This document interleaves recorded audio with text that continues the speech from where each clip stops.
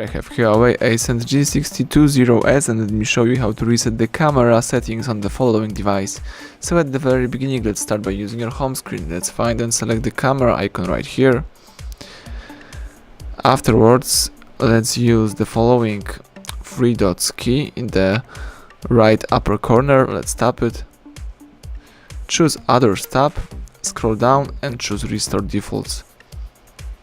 So if you are sure that you want to restore all camera settings and bring back the default values, let's tap OK.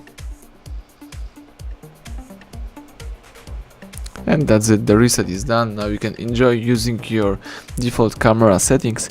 So everything went well, thank you for watching, please subscribe our channel, leave thumbs up under the video.